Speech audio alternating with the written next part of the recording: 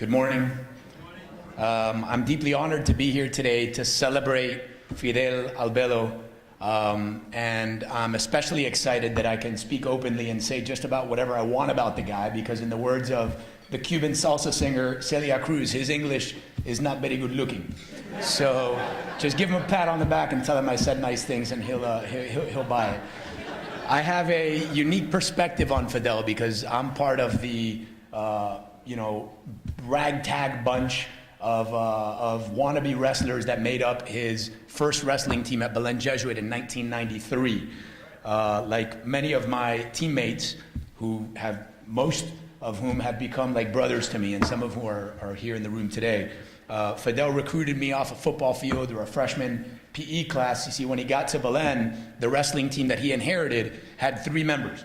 And so Fidel set out to build a wrestling program basically from scratch.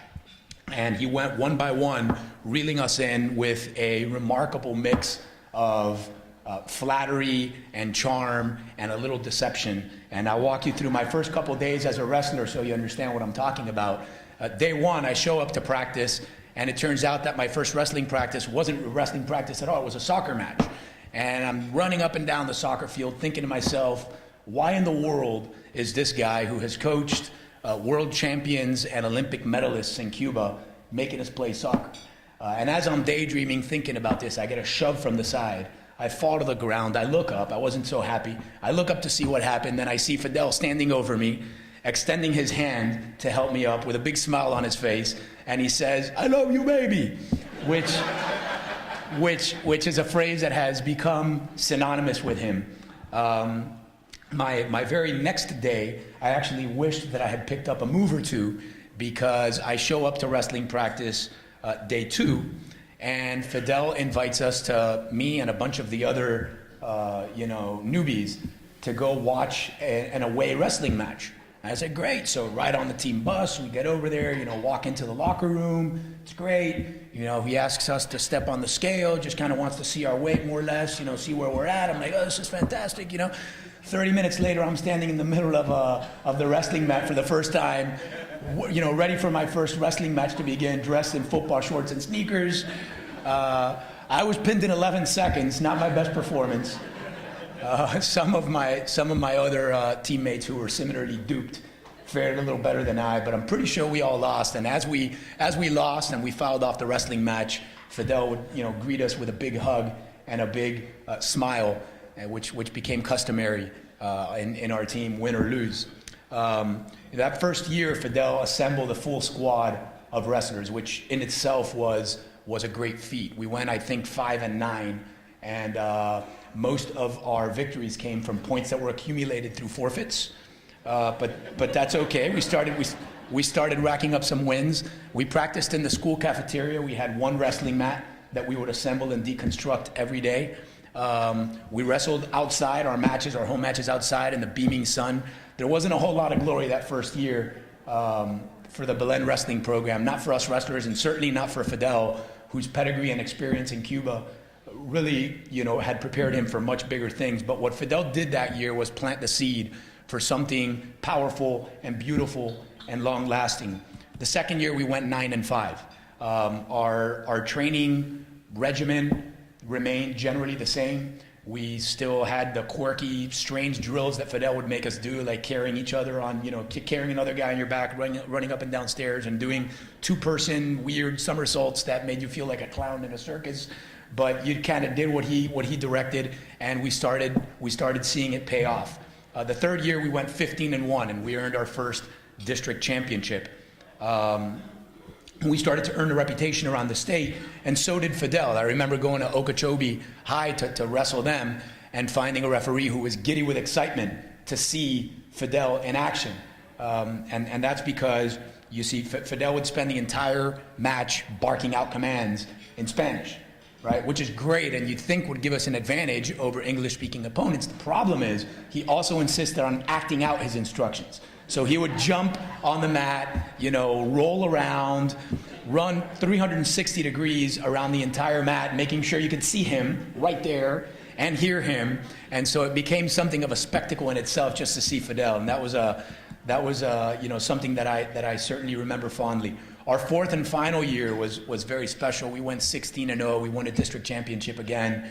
We sent 5 guys to states, again, for the first time in school history. And this is coming from a program that barely racked up any wins just a few years earlier when Fidel got there. I was privileged enough to be the first person in modern Belen history, at least, to make it to the state finals. And Fidel became the first person, I think, in modern Florida wrestling history to wear a tuxedo and not a suit for the state finals matches. I lost my match, but 2 matches later, my good friend and training partner, actually, George Vigo, became the first state champ in Belen wrestling history, which was fantastic. And there have since been 8 additional individual state championships, including a 2-time state champ, a 3-time state champ, and just most recently in 2015, an 8th grader who Fidel trained to be a state champ and has continued winning championships. I can tell you something that sounds paradoxical, but it's true.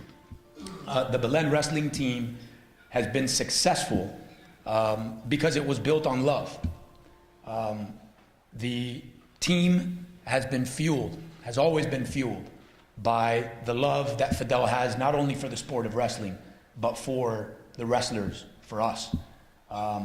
He hasn't had the easiest life, and he has made a tremendous amount of sacrifice, professional sacrifice, economic sacrifice, to build the team, to build us up as wrestlers, as individuals.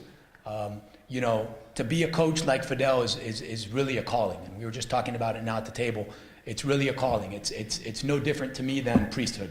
I mean, the things that he has given up to build not just a program, but build people is truly remarkable. And so today is a very, very special day because it's an opportunity to celebrate that sacrifice, to celebrate everything he has accomplished in all of his life. And I can tell you that I am tremendously personally indebted to Fidel for all the love and guidance that he has offered, both on and off the mat. And I can't think of any more appropriate recognition than this to recognize the incredible job that he has done.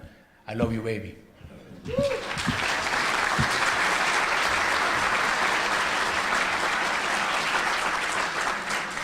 Thank you.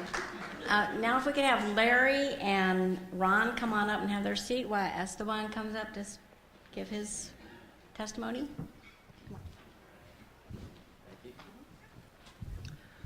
Thank you all. Thank you, Michael, for the great speech. My perspective is a little different. I caught Fidel in his older years when he could no longer wrestle with us, but nonetheless, he brought a tremendous amount of enthusiasm and energy to every practice and every tournament that I ever took part in. For this testimonial, I'd like to reflect on 2 moments that really impacted me with Fidel. I think Michael covered a lot of the bases of who he is as a person and how important that has been for all his wrestlers. But the 2 moments that I always reflect on that really influenced me to seek all the things that I was able to accomplish were the first day I ever walked into a wrestling room and met Fidel, and a tournament that I had my senior year that didn't go quite as expected. But I never forget the first time I met Fidel. I went to a practice when I was in 7th grade. I was a nervous, shy kid, and I didn't know anyone. Most of the guys on the team were in high school. And I didn't really want to open up and talk to most of the guys because I was new to the school and, it just didn't feel right.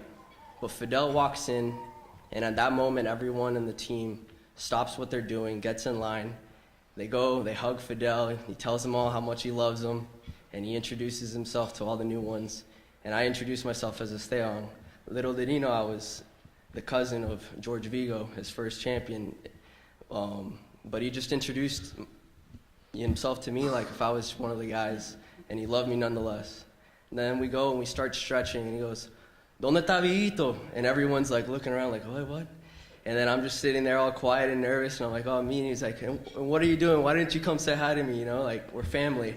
And from that moment on, he goes and he tells everyone on the team. I was shy. I didn't want to really tell anyone that I knew, kind of how to wrestle and little things, even though I was a new guy. And he goes, hey, this guy's going to be a champion. And that gave me the confidence to go on in my first year and train and try and progress into a wrestler that I was, gladly able to turn out to be. The next moment I really remember it was my senior year. I was coming off a runner-up finish in the state tournament, and I was motivated to win the state title, go undefeated, and find a wrestling scholarship. And I remember we were at the Durand Invitational, and I'd been undefeated at the time, but I'd suffered 2 losses in that tournament, something that hadn't happened since I was a freshman in high school. And I remember I was so frustrated, and I thought that my career and everything was ruined, because most state champions are undefeated, so once the second you lose, it seems like it's almost impossible to get back there. And I remember I thought that when he talked to me, he was going to be frustrated because that just never happened. But instead, he sits down with me and he talks to me as if nothing had happened. He tells me to calm down, that everything's going to be okay, and just talks to me about anything other than wrestling. And I remember that was shocking to me, because going into that year, I was so focused on wrestling, and wrestling was everything. And for a man that's dedicated his life to wrestling, to sit down and just talk about life with me and talk about how great it is that we've come so far, from that moment on, I realized that there was a different perspective to wrestling, that you had to enjoy it and you had to love it. And that's something that Fidel has kind of embraced. Everyone that meets Fidel loves Fidel. Everyone knows that Fidel loves them. And if they don't, he'll tell you. So by being able to take that attitude of not really dwelling on every tiny detail and really just enjoying the sport, we were able to accomplish some great things together. After that moment, where I seemed to have lost my way, I remember coming back in January, and I never lost again. And I know I would not have been able to do that if he hadn't sat me down and talked me through the fact that wrestling was a sport, it was just a part of the great journey that we go through in life. He was able to show me that there are more important things. You see that every day. His family is here, his wrestlers are here. Every day we'd have people come in the room, and it wasn't that they came and showed moves. No, they came in, and it was to see Fidel and to love Fidel and to reminisce all the great times. Every time we had a banquet, it was an event. It wasn't about coming in and talking about wrestling and talking about theory. No, it was to come together and to be a family. The Belen wrestling team was able to have success because we all loved each other and we all loved Fidel. I'd like to close just by talking about something he was telling me just the other day. I asked him about what made him a good coach, and he told me that and all the coaches that he's talked to, that they ask him, how do you make champions, how do you build champions? And he told me, to build champions, it doesn't matter what you teach them. Any coach can teach how to do a double leg, a single leg. That's simple. But what's difficult is to have your wrestlers believe in you and love you, and then every time they come out on the mat, they want to win for you. Fidel's been an embodiment of that through all of his wrestlers. He's produced multiple champions, countless state placers. The guy's had a lot of success, and he's had a lot of difficulties getting there. But he's been able to do it because all those that wrestle for him, they love him and they want to win for him. It's an honor to be able to speak for you, even though you don't understand me. But it's an honor to speak for you, and congratulations.